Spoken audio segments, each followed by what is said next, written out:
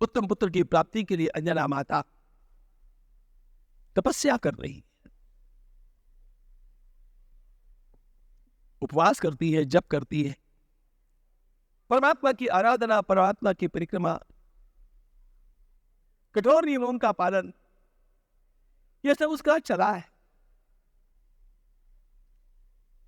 बड़ी विशेष बात यह है, उत्तम पुत्र की प्राप्ति के लिए क्या करना चाहिए इसका उसको ज्यादा पता नहीं है।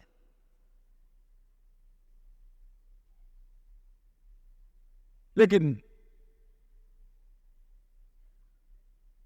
मन में इच्छा तो है कि भगवान की कृपा हो जाए और मुझे एक अद्भुत पुत्र प्राप्त हो जाए। अद्भुत, सबसे उत्तम। इसलिए उसने जितना वो जानती थी वैसा तप आरंभ किया।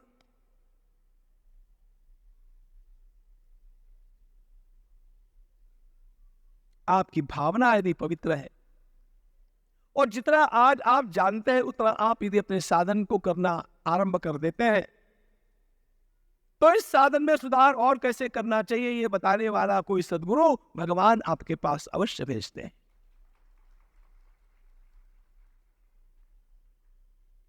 फिर वो आकर के आपकी सारी बातों को ठीक ठाक कर देता है। लेकिन पहले भीतर ये रख होनी चाहिए और उसके अनुसार जितना हम लोग समझते हैं उतना तो भी साधन आरंभ कर देना चाहिए। कुछ न कुछ तो हम लोग जानते हैं। अनेक बार हमारी गर्भवती माताओं को पता नहीं होता है क्या करना चाहिए क्या नहीं कर। अब क्या करना चाहिए इसके बारे में तो बहुत कुछ बतलाया जा सकता है, लेकिन चाहे गर्भवती माता हो, चाहे कोई सामान्य छोटा छोरा हो, चाहे कोई बिजनेस करने वाला व्यक्ति हो, चाहे जो कुछ करने वाला हो जिसको ऐसे लगता है कि मुझे परमार्थ करने की इच्छा तो है लेकिन क्या किया जाए इसका पता नहीं चलता है, तो निश्चंक और कुछ मत कीजिएगा, श्री राम जय जय राम इसका जप आरंभ कर दीजिएगा। सतगुरु आपके पास स्वयं चले हुए पहुंच जाएंगे। भगवान राम के नाम से हमारे दोष कटते जाएंगे और अपने आप परमात्मा हमारे लिए कुछ न कुछ व्यवस्था करें। जो ज्ञान मुझे आज प्राप्त है उसका मैं योग्य रीति से सम्मान करता हूं, उपयोग करता हूं, तो अगला ज्ञान प्राप्त करा देने के लिए व्यवस्था करना भगवान का काम हो जाता है। अगली बात भगवान के ऊपर छोड़ो और जितनी आपको पता है किसी भी मंत्र का जप करना आज से आरंभ कर दो। बड़ा अच्छा दिन है। इतना ही एक छोटा सा नियम ले लो कि कोई न कोई भगवान के नाम की एक माला फेरे बिना तो भी हम भोजन नहीं करें। ऐसा हर व्यक्ति हो जाना चाहिए। उसका कितना लाभ होगा ये बात में पता चलेगा। आप कभी कभी लोगों को है ना ये माला फेरना आदि है ना ये पुरानी बातें लगती है और योगा करना अच्छा लगता है, मेडिटेशन करना अच्छा लगता है। आप योगा का अभ्यास करते हैं तो अच्छी बात है, पता नहीं करते कि नहीं करते हैं तो अच्छी बात है। आप ध्यान करते हैं तो अच्छी बात है, लेकिन एक बात ध्यान रखना, चाहे आपको योग करना है, चाहे आपको ध्यान करना है, चाहे आपको और कुछ करना है, अपने हाथ में माला लेकर के एक माला जप किए बिना ये सारी बातें जीवन में सिद्ध होने वाली नहीं है। इसको पक्का ध्यान। I am telling you very very frankly and I am confident about that.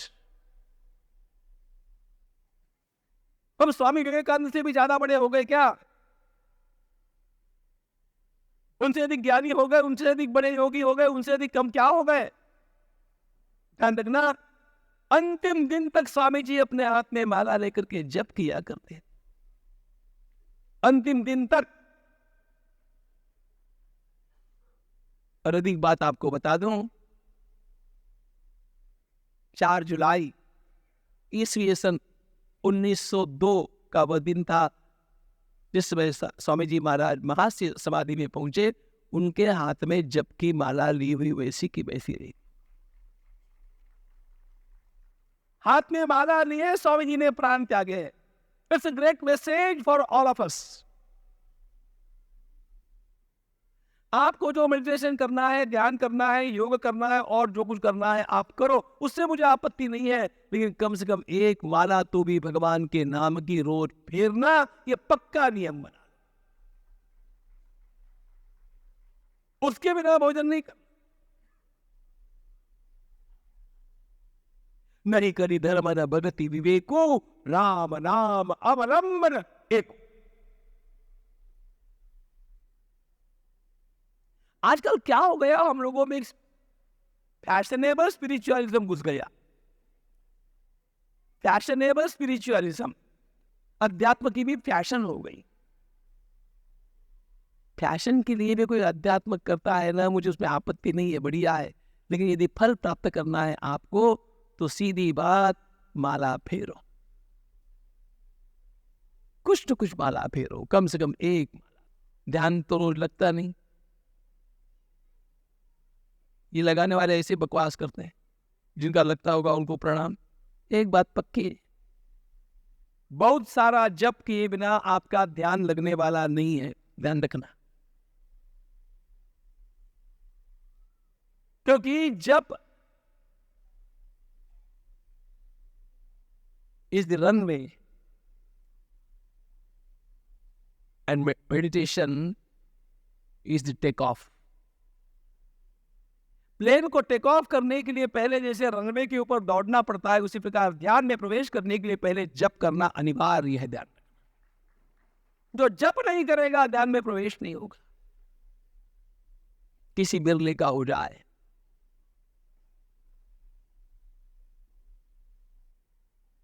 हम जो साधन आज जानते उस साधन को तो करो, अगला साधन बताने वाला आपके पास आ जाएगा कोई। जब भगवान की अरेंजमेंट, भगवती अंजना जैसा उसको पता वैसा जब तब कर रही है। उस तपस्विनी को एक दिन मतंग मुनि ने देखा, उस सुकुमार कन्या को कठोर तप करते हुए देख करके मतंग मुनि ने पूछा, बिटिया तुम क्या कर रही हो?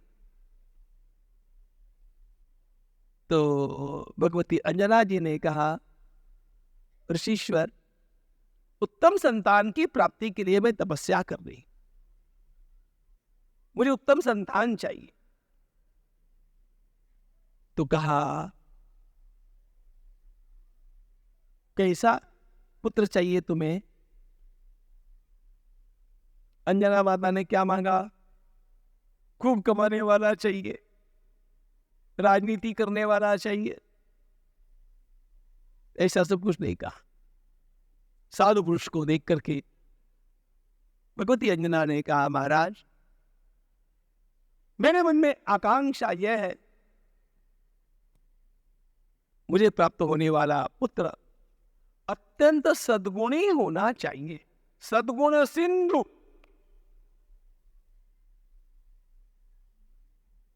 गोस्वामी जी महाराज ने हनुमान जी के लिए विशेषण का प्रयोग क्या किया है? सकल गुण निधान, सकल गुण निधानम, इसी का सद्गुण सिंधु। सारे के सारे सद्गुण उसके भीतर जागृत हो जाने चाहिए। वो बलवान होना चाहिए, भगवान की भक्ति करने वाला होना चाहिए, प्रतापी पुरुषार्थी होना चाहिए, विप्रों की, गो माता की रक्षा करने वाला होना चाहिए, संतों की रक्षा करने वाला होना चाहिए, उसका जीवन शुद्ध होना चाहिए। गुरुदेव मेरे मन में ऐसे पुत्र की आकांक्षा है, मुझे क्या करना चाहिए? आप मेरा मार्गदर्शन कीजिएगा। एक बात ध्यान में रखो, मां के मन में जिस प्रकार के पुत्र के प्राप्ति की संकल्पनाएं रोज उठती रहती है ना, वो सारे के सारे संस्कार उस बालक को अपने आप प्राप्त होते हैं। केवल मां उसको तीव्रता से चाहे, she may not do anything else, लेकिन उसके अंतःकरण में एक संकल्प रोज जागृत होना चाहिए कि मुझे पुत्र ऐसा होना चाहिए, मुझे पुत्र ऐसा होना चाहिए।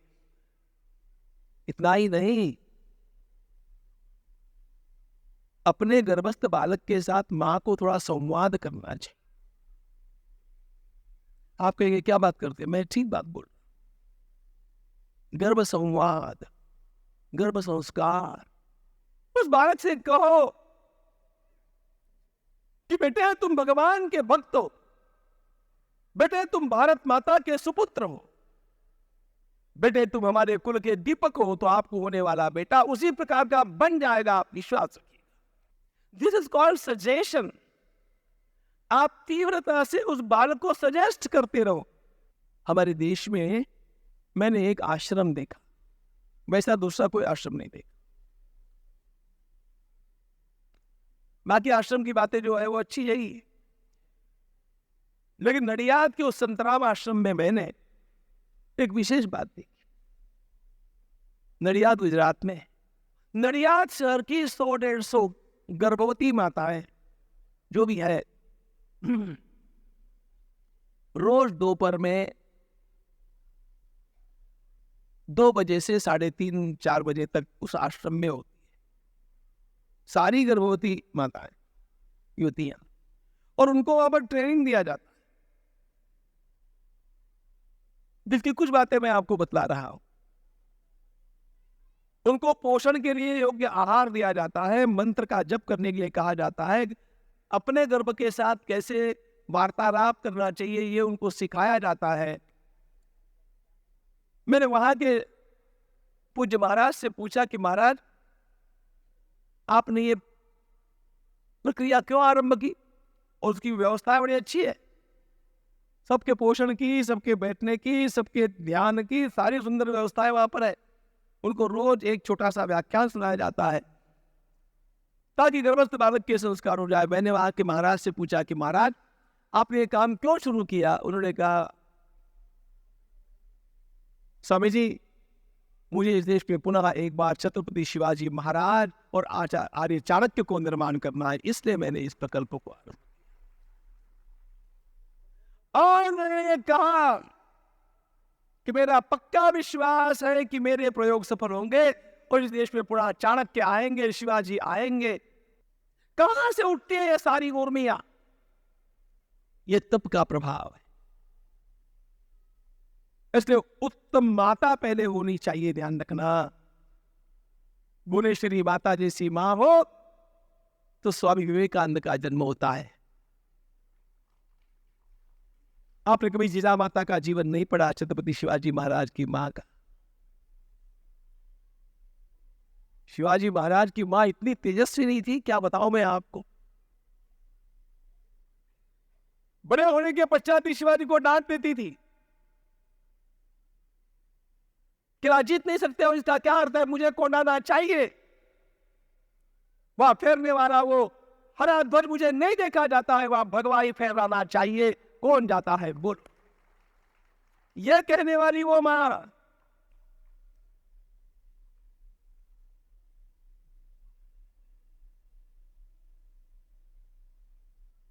शिवाजी महाराज भी उसके सामने हाथ जोड़ करके खड़े होते थे। वो तेजस्वी नहीं थी, बुढ़ापे में भी तेजस्वी नहीं थी।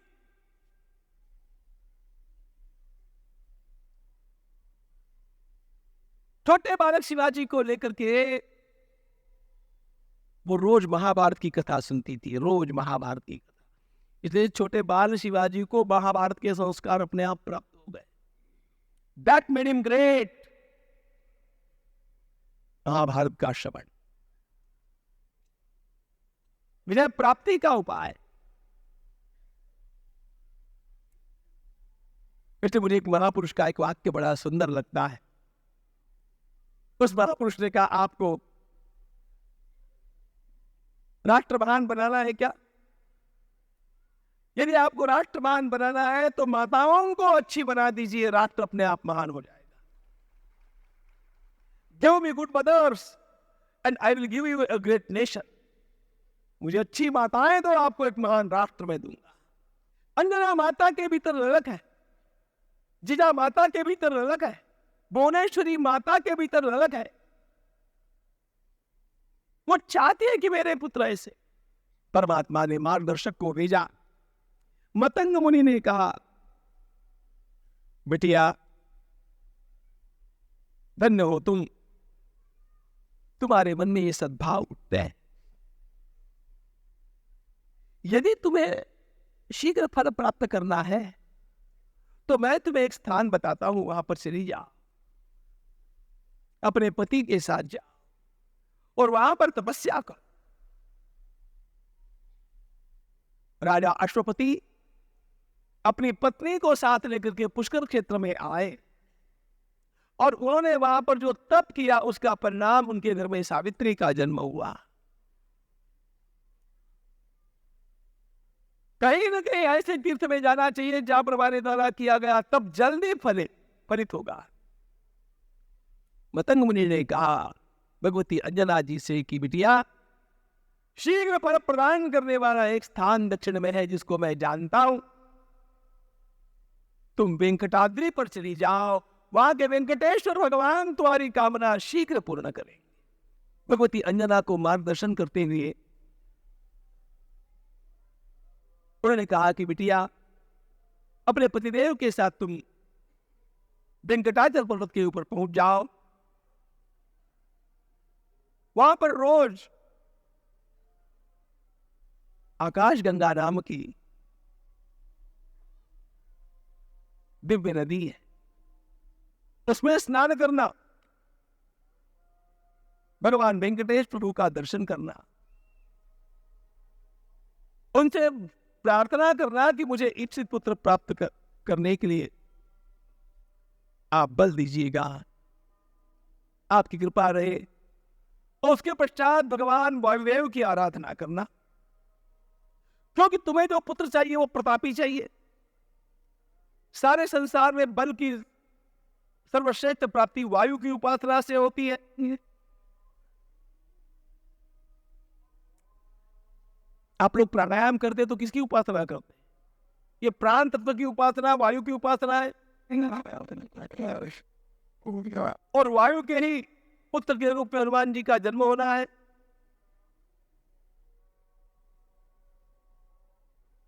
देखो, हमारे यहां पर लक्ष्य को देख करके उस प्रकार का साधन निर्धारित किया जाता है। हमें क्या प्राप्त करना है ये पहले सोचना चाहिए, बाद में उपासना क्या करनी चाहिए ये पता चलता है।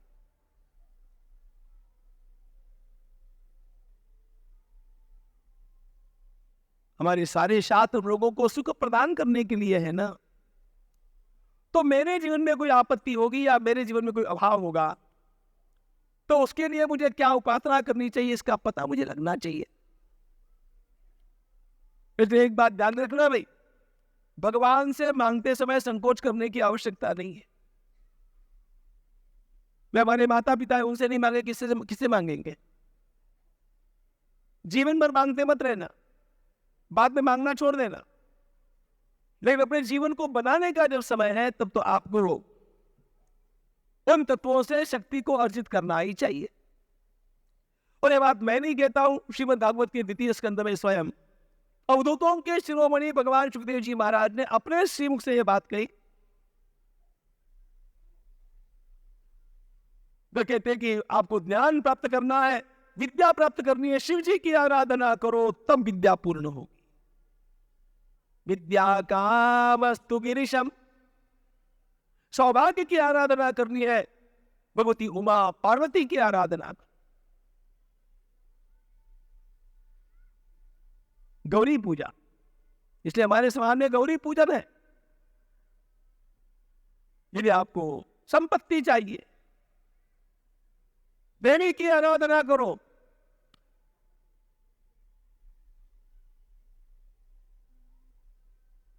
तेज चाहिए, यज्ञ की आराधना करो।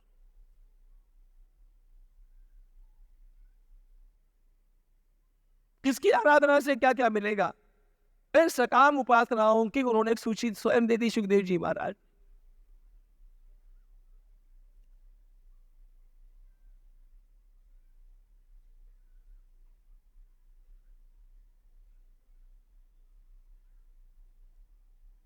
व्यासपीठ के ऊपर बैठ करके लोगों के सामने बोलना है, अरे सरस्वती को याद करना पड़ता है जी। और समरांगण में जाकर के शत्रु को जीतना है, वहां सरस्वती का काम नहीं है, वहां तो दुर्गा चाहिए।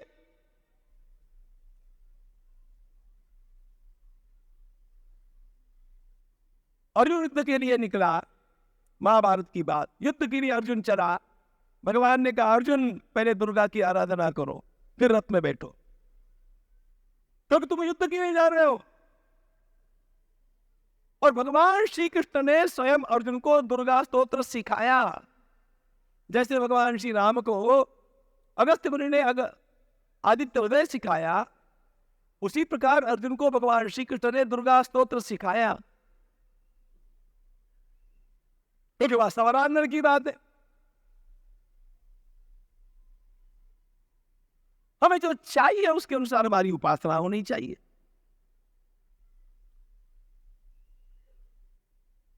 मतंग मुनि ने कहा बिटिया, अत्यंत बलवान पुत्र तुम्हें चाहिए ना, तुम्हें वायु की आराधना करनी चाहिए, वायुदेव कृपा करेंगे।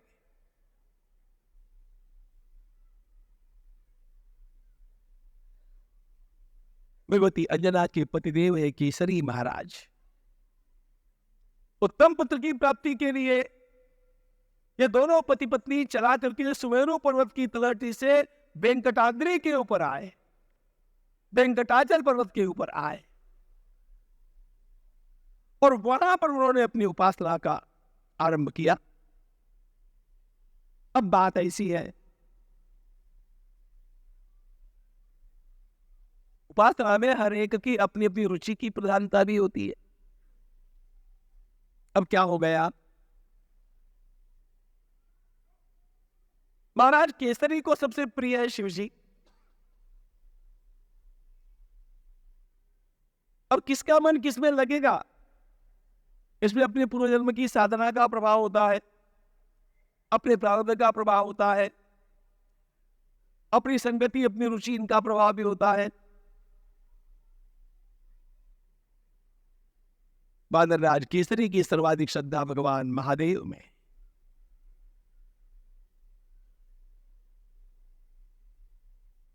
वे कहा करते थे कि देखो अंजना, मुझे तो भगवान महादेव जैसा पुत्र चाहिए। अब अंजना जी को भी श्रेष्ठ पुत्र चाहिए।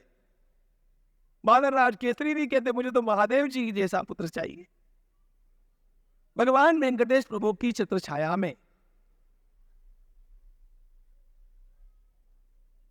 बानर राज केसरी और भगवती अंजना माता, इन दोनों का प्रखर तप चला है, प्रखर उपासना चली है। मतंग मुनि के मार्गदर्शन के अनुसार अंजना वायुदेव की उपासना करती है, और स्वयं की निज रुचि के अनुसार बानर राज केसरी शिवजी की आराधना करती। अनेक बार ऐसे होता है, जिसकी आराधना की जाती है ना, वही अंश बन करके अपने घर में पधार जाता है।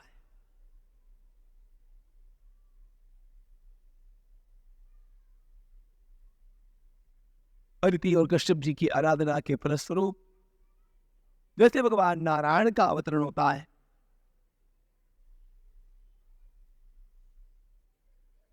नर शत्रुपा के तप के फलस्वरूप जैसे प्रभु का शुभागमन होता है,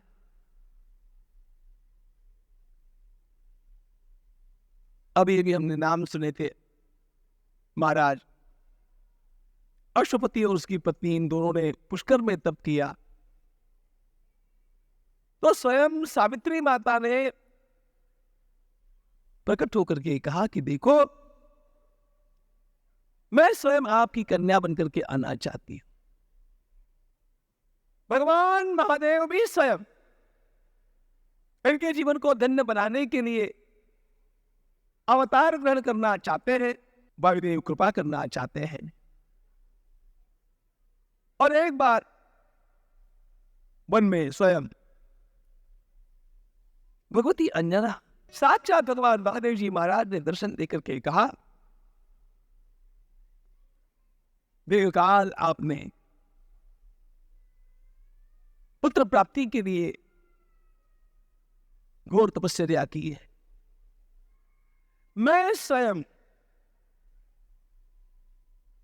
अपने अंश रूप से आपके घर में पधारने वाला हूं। मैं स्वयं ही आऊं।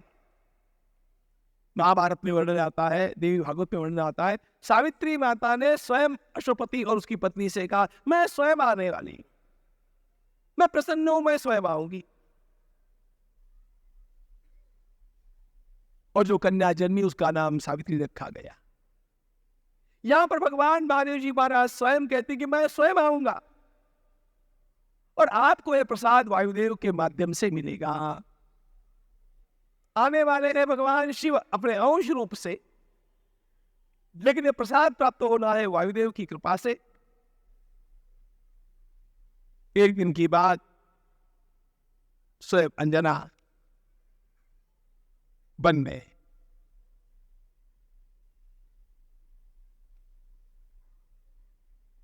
पुष्प चयन कर रही है भगवान की सेवा पूजा के लिए। और ऐसी अवस्था में एकाएक जोर से आवाज चली।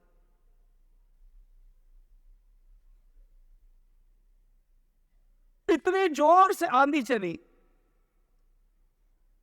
कि भगवती अंजना को कुछ दिख नहीं रहा है, वो अकेली भी है, उसके वस्त्र अस्त व्यस्त हो गए। और ऐसी अवस्था में जब चारों ओर केवल आंधी का वातावरण है,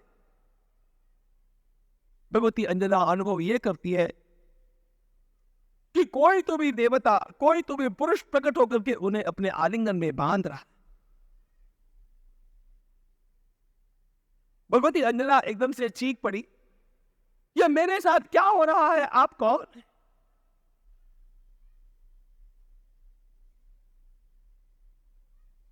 भगवती अंजना को अपने बाहों में लेते हुए उस शक्ति ने कहा, रात दिन जिसकी आराधना तुमने की है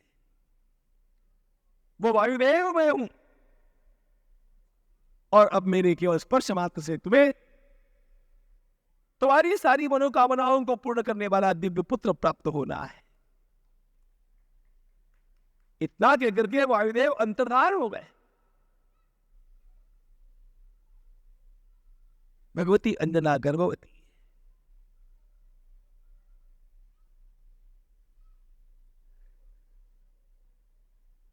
सारी घटना भगवती अंजना ने अपने पति केसरी महाराज को बतला दी। वानरराज केसरी ने अपनी पत्नी से कहा, देखो भगवान शिव ने मुझे दर्शन देकर के यही बात कही कि वे स्वयं अपने अंश रूप से पधारने वाले हैं और यह प्रसाद तुम्हें वायुदेव के माध्यम से प्राप्त होना है।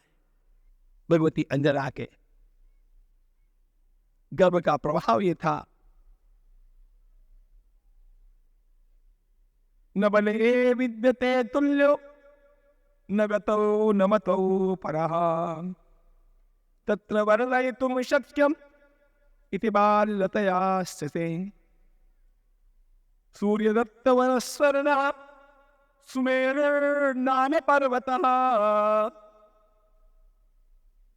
यत्र राज्यं प्रशास्त्यस्य केसरी नाम वै पिता तस्य भार्या बभूवेष्टा अंजनेति परिश्रुता जनयामास तस्यां वै वायुरात्मजमुत्तमं शालिशुकनिभाभासं प्रासूतेवं तदान्यदा।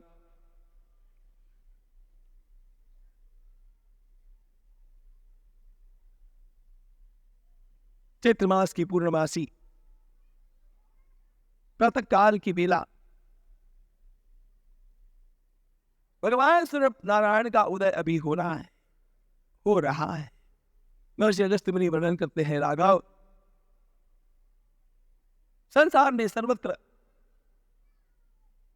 अतीव सौम्य सुंदर सुखद ऋतुराज बसंत का शुभागमन है। और सूर्योदय के मध्य की वह सुंदर महिला है, वायुदेव सुंदर स्पर्श करते हुए बह रहे हैं।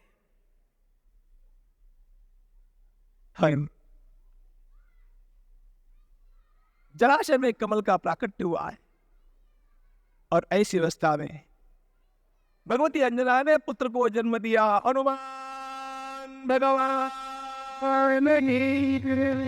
हनुमान जी के जन्म के साथ ही अप्सराओं का नृत्य आरंभ हुआ। देवता पुष्पों की वृष्टि करने लगे सारे के सारे।